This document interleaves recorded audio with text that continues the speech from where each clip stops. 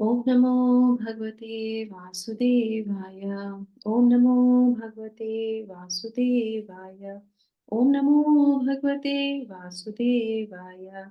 ओम अज्ञानतिमिरान्धस्य ज्ञानाञ्जनशलाकया चक्षुरुन्मीलितं येन तस्मै श्रीगुरुवे नमः। नमः ॐ विष्णुपादाय कृष्णपृष्ठाय भूतले श्रीमते भक्तिवेदान्त स्वामिन् इति नामिने। नमस्ते सारस्वते देवे गौरवाणी प्रचारिणे निर्विशेषा शून्यवादी पाश्चात देश तारिणे। जय श्री कृष्णा चैतन्य प्रभु नित्यानंदा श्री अद्वैत गदाधरा श्रीवासादि गौर भक्तवृंदा। हरे कृष्णा कृष्णा कृष्णा हरे हरे, हरे रामा राम राम हरे हरे। जगत गुरु श्रील प्रभुपाद की जय। भगवत वाणी भगवत गीता जी की जय। गुरु महाराज की जय। हरे कृष्णा। तो आप सभी लोगों का बहुत बहुत स्वागत है आज के हमारे इस सत्र में चेतो दर्पण मार्जनम, जिसमें कि हम अध्याय 5 प्रारंभ कर रहे हैं। तो कल हम लोगों ने जाना था इंट्रोडक्शन में कि किस तरीके से ये पूरा अध्याय जो है सिमिलर टू तृतीय अध्याय। तृतीय अध्याय से काफी कुछ मिलता जुलता ये अध्याय है, पर इसमें परफेक्शन के बारे में बताया गया है कि किस तरीके से दिव्य ज्ञान प्राप्त करने के बाद एक योगी, एक साधक जो है परफेक्शन प्राप्त करता है और उसके क्या लक्षण होते हैं, उनके बारे में हम डिटेल में इस अध्याय में जानेंगे।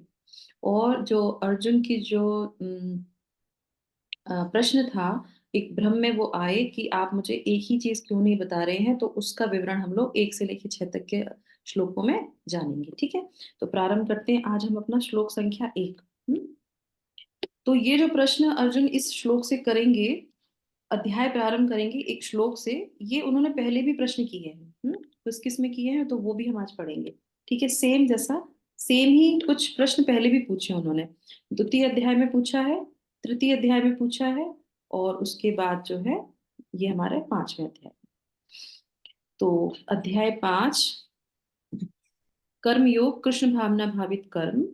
अर्जुन उवाच सन्न्यासं कर्मणं कृष्ण पुनर्योगं च संशसि यच्छेय एतरे योरेकं तन्मे ब्रूहि सुनिश्चितम।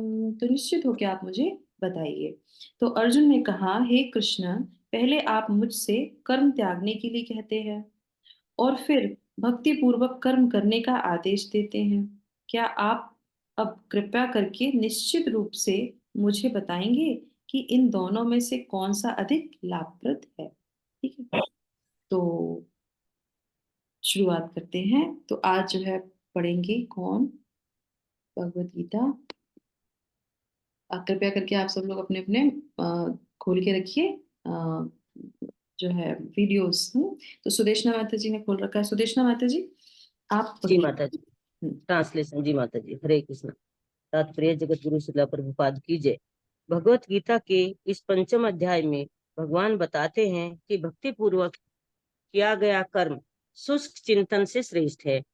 भक्ति पथ अधिक सुगम है, क्योंकि दिव्य स्वरूपा भक्ति मनुष्य को कर्म बंधन से मुक्त करती है। द्वितीय अध्याय में आत्मा तथा उसके शरीर बंधन का सामान्य ज्ञान बतलाया गया है। उसी में बुद्धि योग अर्थात भक्ति द्वारा इस भौतिक बंधन से निकलने का भी वर्णन हुआ है। तृतीय अध्याय में यह बताया गया है कि ज्ञानी को कोई कार्य नहीं करने पड़ते। चतुर्थ अध्याय में भगवान ने अर्जुन को बताया है कि सारे यज्ञों का पर्यवसान ज्ञान में होता है, किंतु चतुर्थ अध्याय के अंत में श्री भगवान ने अर्जुन को सलाह दी है कि वह पूर्ण ज्ञान से युक्त होकर उठ करके युद्ध करे। अतः इस प्रकार एक ही साथ भक्ति में कर्म तथा ज्ञान युक्त अकर्म की महत्ता पर बल देते हुए श्री कृष्ण ने अर्जुन के संकल्प को भ्रमित कर दिया है।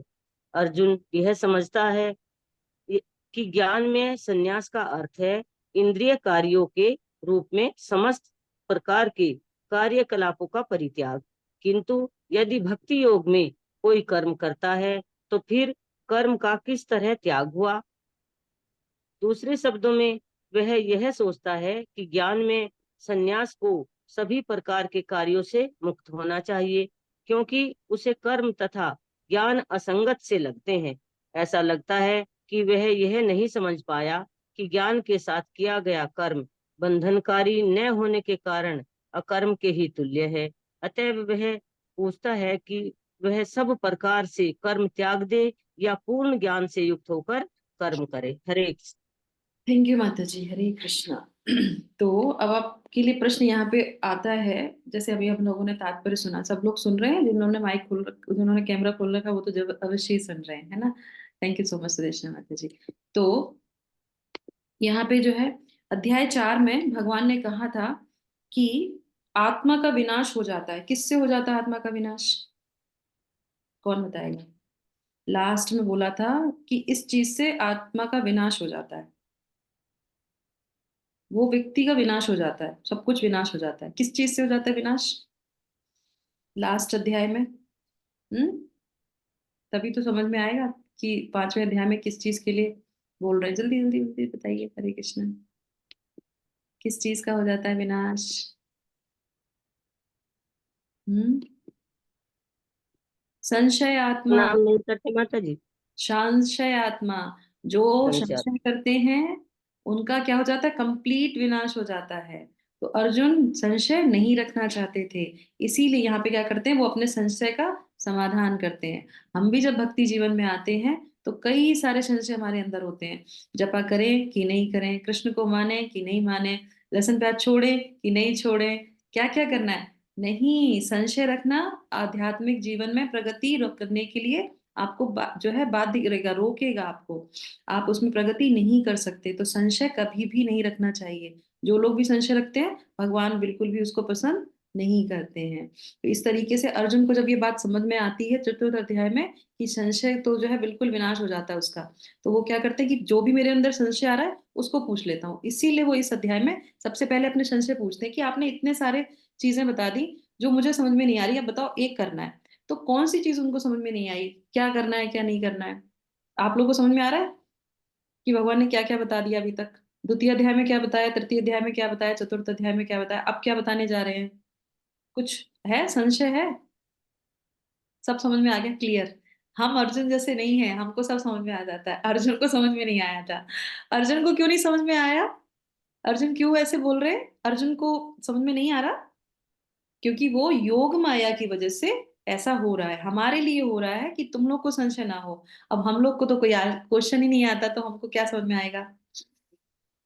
माया बहुत प्रबल है। यस, तो इसीलिए पूछना चाहिए प्रश्न कि हमें समझ में आ रहा है कि नहीं आ रहा। तो मेरा प्रश्न आप लोगों के लिए है, तभी तो ये अध्याय हम शुरू करेंगे। ये अध्याय साधारण नहीं है, मैंने बताया था स्तर ऊपर चला जाता है भगवत गीता का एक एक अध्याय से। तो आप लोगों को पता होना चाहिए कि क्या प्रश्न हो रहा है, किसके बारे में पूछ रहे हैं। उनको जो संशय हो रहा है, क्या आपको भी संशय है? भगवान ने इतनी सारी चीजें बता दी, कुछ गड़बड़ नहीं लग रहा? कुछ मिक्स एंड मैच नहीं लग रहा? हाँ, क्या क्या बताया अभी तक भगवान ने, बताइए। हम्म अभी पढ़ा ना पाया तात्पर्य में हम लोगों ने? बताइए कौन बताएगा, कौन बताएगा? हरे कृष्णा। सबसे पहले तो माता जी वो यही कहते हैं कि भक्ति पूर्वक किया गया जो कर्म है वो सुस्त जो हम चिंतन करते हैं उससे श्रेष्ठ है। ओके, यस, फिर? फिर भक्ति के पथ को सुगम बताते हैं। हम्म द्वितीय अध्याय में क्या बताया था? द्वितीय अध्याय में शरीर के बारे में बताया, आत्मा के बारे में बताया। तो उन्होंने क्या बोला? बुद्धि योग का प्रयोग करो। ठीक है, द्वितीय अध्याय में क्या बताया? बुद्धि योग का प्रयोग करो। तृतीय अध्याय में क्या बताया? कर्म बहुत जरूरी है। चतुर्थ अध्याय में क्या बताया? कर्म योग से ऊपर क्या है? ज्ञान। ज्ञान योग। हाँ, ज्ञान योग। ज्ञान योग है। तो उन्होंने ये क्या किया कि कर्म से अच्छा है ज्ञान, क्योंकि जो भी हम कर्म करते हैं उसका क्या है, उसका जो निकल के आता है वो है ज्ञान। हमें दिव्य ज्ञान जरूर लेना चाहिए, तो ज्ञान लेना चाहिए। अब वो क्या कह रहे हैं कि ज्ञान से ऊपर है कर्म। तो वो कहते हैं ये क्या है? पहले बुद्धि, फिर कर्म, उसके बाद ज्ञान, अब फिर कह रहे हो कि कर्म करो। तो यहाँ पे वो क्या कंफ्यूज हो जाते हैं, क्योंकि कर्म योग में और ज्ञान योग में अंतर होता है।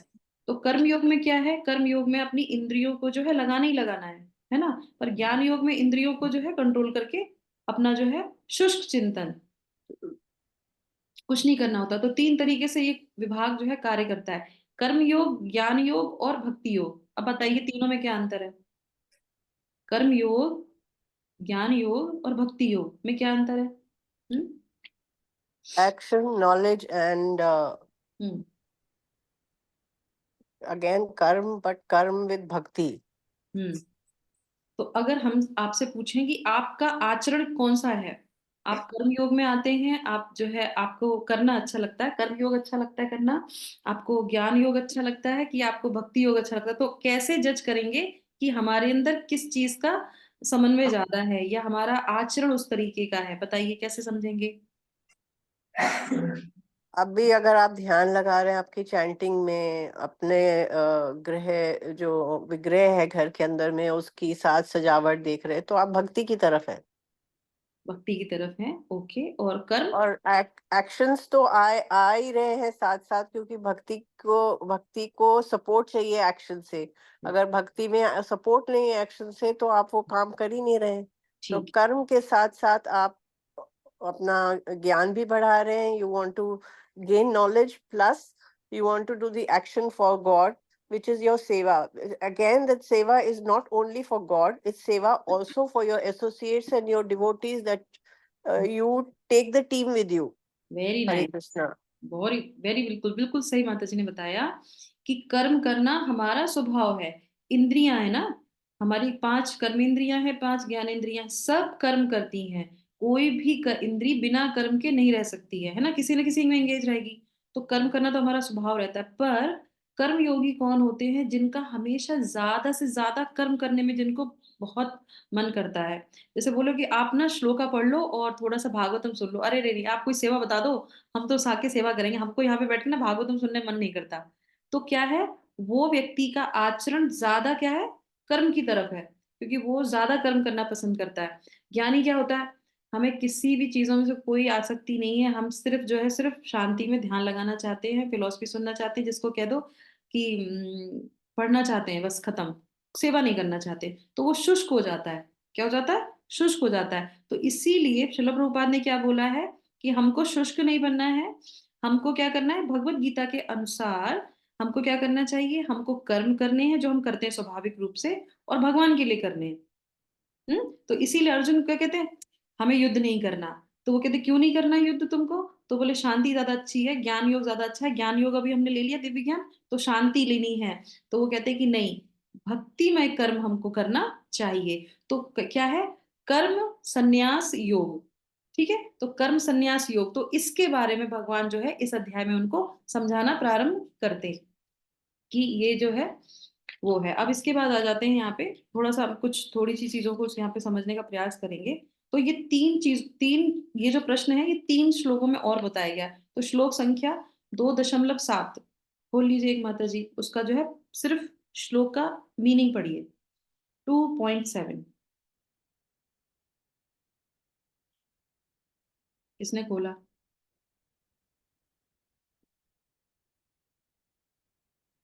मैंने बोला माता जी। हम्म, आप पढ़ चुके ना पहले मीनिंग? यस, कोई और पढ़ जी लेगा? जी। हाँ जी। सुमन माता जी ने खोल लिया? हाँ माता जी। पढ़िए। 2.7 में कह रहे हैं, अब मैं अपनी कृपण दुर्बलता के कारण अपना कर्तव्य भूल गया हूँ और सारा धैर्य खो चुका हूँ। ऐसी अवस्था में मैं आपसे पूछ रहा हूँ कि जो मेरे लिए श्रेयस्कर हो उसे निश्चित रूप से बताएं। अब मैं आपका शिष्य हूँ और आपका शरणागत हूँ, कृपा मुझे उपदेश दें। यस, हरे कृष्णा। ये बात जो है उन्होंने द्वितीय अध्याय में भी भगवान से पूछी। तो ये एक लक्षण है अच्छे भक्त का कि जब भी कोई हमारे अंदर दुविधा होती है तो हमें अपने गुरु को जो है सरेंडर करके उससे पूछना चाहिए। बिना पूछे कोई भी कर्म नहीं करने चाहिए, नहीं तो क्या होगा, हानि ही होगी हमको, क्योंकि हमारी बुद्धि उतनी अच्छी नहीं है। इंद्रियां हमारी जो है हमेशा जो है क्या करती हैं, गलतियां ही करती हैं। तो इस तरीके से वो पूछते हैं कि जो श्रेष्ठ कर हो वो बताइए। तो श्रेयस प्रेयस के बारे में हमने पहले भी जाना था, जो श्रेष्ठ है अभी के लिए नहीं आगे के लिए, तो वो हमें बताइए। उसके बाद फिर उन्हें डाउट होता है जो सुनते हैं, उसके बाद फिर यहाँ पे जो है तृतीय अध्याय में 3.2 में पूछते हैं। यस, कौन खोलेगा 3.2?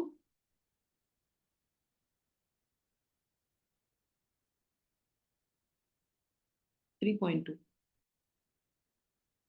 नहीं, किसका खुल गया? कोई भगवत गीता को आज लेके नहीं बैठ? बोलूं बोलूं मैं प्रभु खुल माता तो जी? गया माता जी, खुल नहीं, तो मुझे मेरा गया सिर्फ माता जी। 2-3 और लोगों के कैमरे पढ़ेगा दिख कौन? रहे हैं और 2-3 लोग के पास ही भगवत गीता, बाकी सब लोग क्या कर रहे हैं?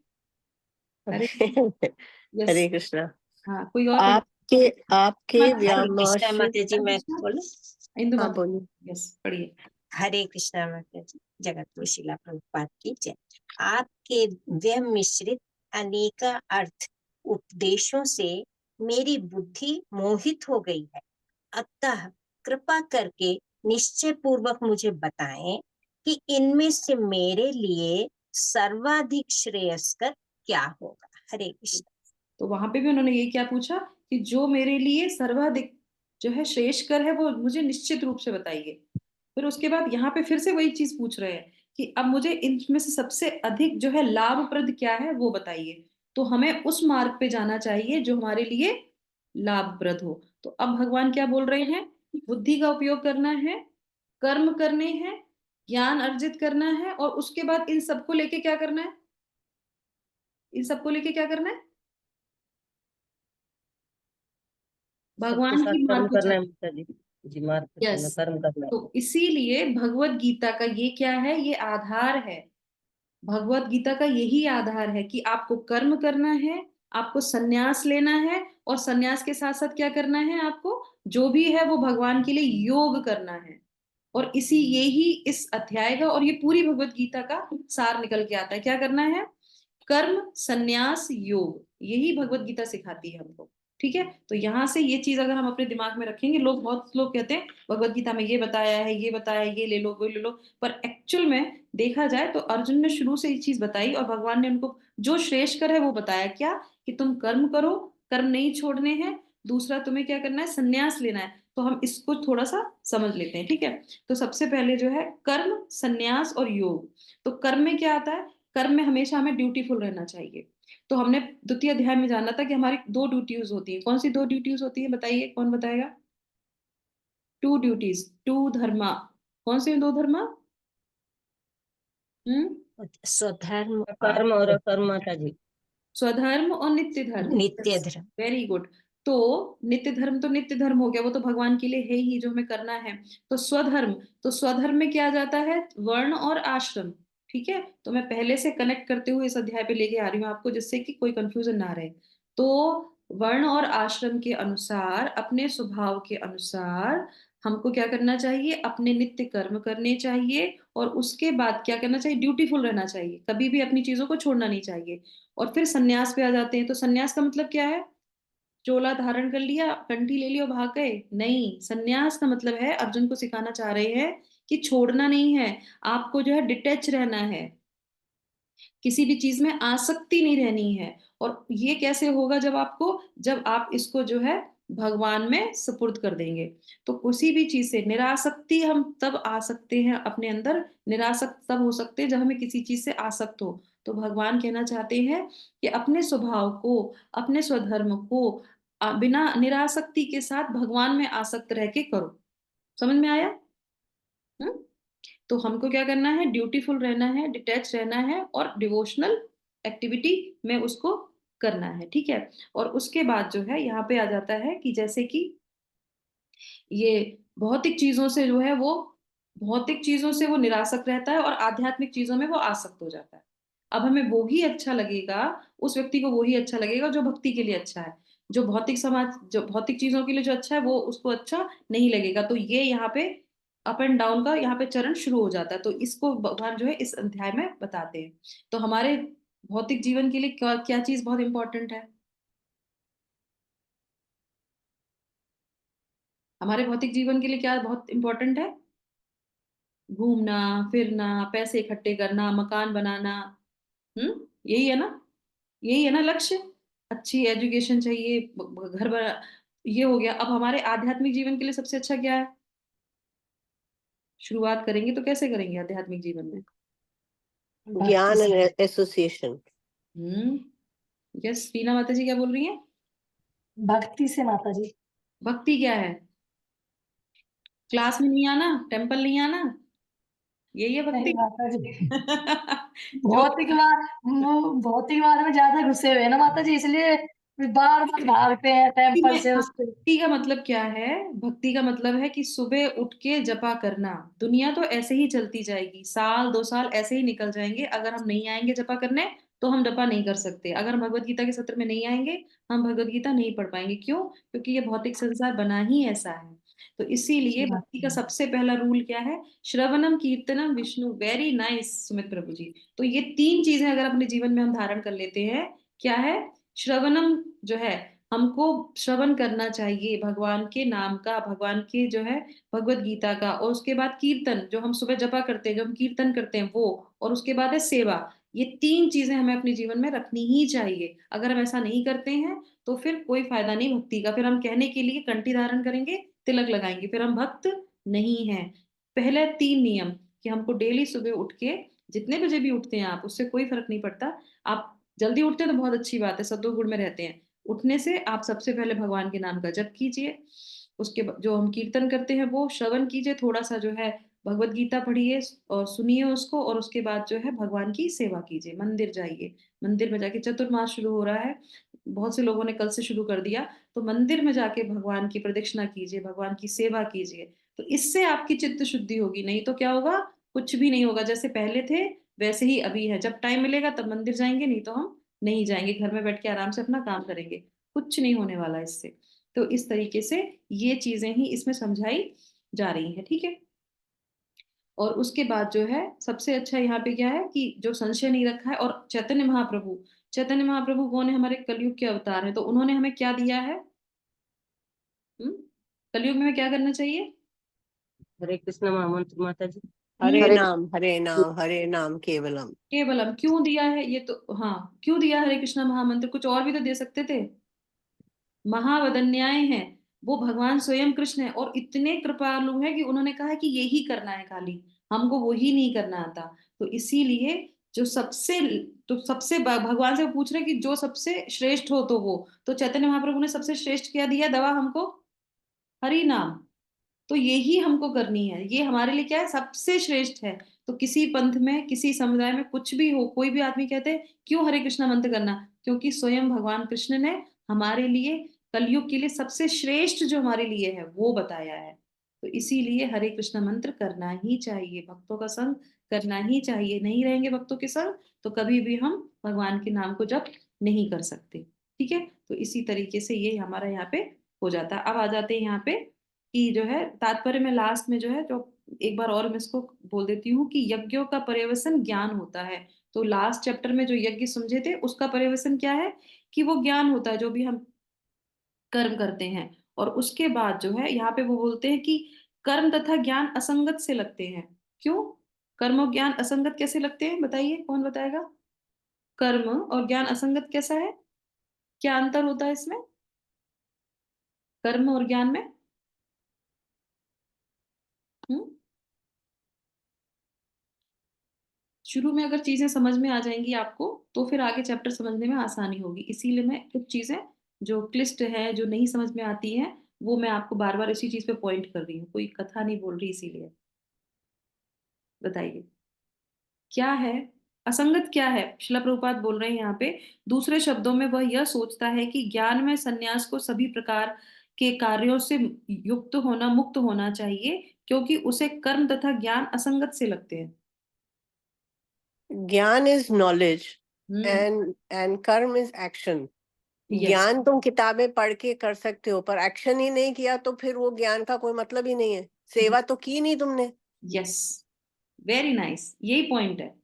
तो अभी हम जो दिव्य ज्ञान लेते हैं, जो हमने लिया और उसके बाद हमने कुछ काम नहीं किया, तो उसके बाद फिर क्या होगा? वो तो फिर असंगत हो गया ना। तो वहां पे क्या बोल रहे हैं? वहां पे ये बोल रहे हैं, तो यहाँ पे अंतर इसमें आ जाता है कि यहाँ पे ज्ञान योग में इंद्रियों को क्या है? संयम कर देते हैं, कुछ नहीं करना है। और कर्म में जो है करना है। तो जैसे रुकना और चलना, स्थिर होना और चलना। तो अर्जुन को यही कंफ्यूजन हो गया कि रुकना है कि चलना है। अभी आप बोल रहे हो कि रुक जाओ और अभी आप बोल रहे हो कि चलो। तो रुकना है कि चलना है, अंधकार है कि प्रकाश है? तो वो वहां पे चीजें उनको जो है कंफ्यूज करती हैं। कौन? योग माया करती है, उनको कोई कंफ्यूजन नहीं है। तो योग माया वैसे होते हैं। तो भगवान क्या समझाते हैं? चलना है, रुकना नहीं है, पर भगवान को अर्पित करते हुए चलना है। तो अभी हमने जो दिव्य ज्ञान लिया, जो बुद्धि योग सीखा, हम आत्मा है, हम शरीर नहीं है, कर्म करने हैं, और उसके बाद क्या है, जो भी यज्ञ करने हैं तो वो सब कैसे करने हैं? भक्तिमय करने हैं, भगवान को सुपुर्द करते हुए ही करने हैं। तो उसी को इस चैप्टर में वो समझाते हैं। तो यहाँ से लेके 6 श्लोकों तक यही कंफ्यूजन दूर करेंगे। तो आज का कंफ्यूजन दूर। तो योग, कर्म, संन्यास, योग, तो ये 3 चीजें होती हैं जिसमें बताया गया। संन्यास का मतलब एकदम चीजें छोड़ना नहीं, संन्यास का मतलब है निरासक्त रहना है। और आसक्ति किसमें करनी है? भक्ति में, भगवान के लिए। और वो ही कर्म जो हम करते हैं तो वो क्या हो जाता है? कृष्ण भावनामृत कर्म योग। ठीक है। तो कृष्ण भावनामृत कर्म योग जो इस चैप्टर में समझाया जा रहा है। ठीक है। तो यहाँ पे ये हमारा कंप्लीट हो जाता है। तो इसीलिए तो, और लास्ट में श्रील प्रभुपाद क्या बोलते हैं कि अतएव वह पूछता है कि वह सब प्रकार से कर्म त्याग दे या पूर्ण ज्ञान से युक्त होकर कर्म करे। तो अब फिर भगवान अगले श्लोक में बताएंगे कि क्या करना है। तो यहाँ पे जो उनका कंफ्यूजन था वो हम लोगों ने सुन लिया। अब भगवान कल उनको क्या शिक्षा देंगे वो हम कल के श्लोक में जानेंगे। तो Hare Krishna, thank you so much. इसी के साथ हम इसको यहाँ पे विराम करते हैं ना। तो कल का हमारा श्लोक काफी बड़ा है, तो कल थोड़ी सी हम आपको स्टोरी भी बताएंगे। ठीक है। हरे कृष्णा, दंडवत प्रणाम सभी लोगों को। किसी का कोई प्रश्न हो, कुछ कंफ्यूजन हो तो पूछ सकते हैं। अभी हमारे पास समय 2 मिनट का है। यस। किसी का कोई कंफ्यूजन? नहीं माता जी, हमको योग माया ने नहीं पकड़ा है, हमको महामाया ने पकड़ रखा है, और हमें कोई प्रश्न नहीं आते, हमको सब समझ में आता है। ऐसा है ना। थैंक यू सो मच सुमन माता जी, सुदेशना हरे माता जी। कृष्णा। और पार्टिसिपेट करना चाहिए, पूछना चाहिए। जो पूछते हैं वो ही आगे बढ़ते हैं। ये बहुत बड़ा जो है सिम्टम है भक्ति का। पूछेंगे तो ही आगे बढ़ेंगे। डाउट ही नहीं है तो क्या होगा? हमारे हमेशा आचार्य बोलते हैं, जब भी क्लास होती है तो कहते हैं 2 ही चीजें होती हैं, या तो क्लास पूरी समझ में आ गई और या तो कुछ समझ में नहीं आया। तो 2 ही चीजों में हम प्रश्न नहीं करते, या तो पूरी चीजें समझ में आ गई या फिर कुछ समझ में नहीं आया। तो हम तो ऐसे नहीं है ना कि हमको सब कुछ समझ में आ जाए। तो डाउट रहते हैं तो पूछना चाहिए, है ना। यस। तो किसी का कोई डाउट नहीं है ना। ठीक है। तो कल भगवान जो समझाएंगे वो हम लोग प्रयास करेंगे समझने का। और ये हमें कैसे समझ में आएगा? जब हम नित्य सुबह उठ के भगवान के नाम का जप करेंगे। जप करने से हृदय शुद्ध होगा, तब हमें जाके जो भगवान बता रहे हैं भगवद गीता में वो समझ में आने लगेगा, और उसको हम अपने जीवन में अपनाएंगे। अब प्रैक्टिकल चीजें चालू हो जाएंगी भगवद गीता में। जो भी आपने सीखा है उसको अपने जीवन में उतारिए। नहीं उतारेंगे तो भगवद गीता सुनने का कोई भी जो है लाभ नहीं है। ठीक है। तो हरे कृष्णा, हरे कृष्णा, हरे कृष्णा कृष्णा कृष्ण कृष्णा, हरे कृष्ण हरे हरे, हरे राम हरे राम, राम हरे राम राम हरे राम हरे। राम हरे हरे। हरे दंडवत कृष्णा। प्रणाम माता जी, दंडवत प्रणाम। Krishna. Thank you so much माता जी, दंडवत हरे प्रणाम। कृष्णा हरे हरे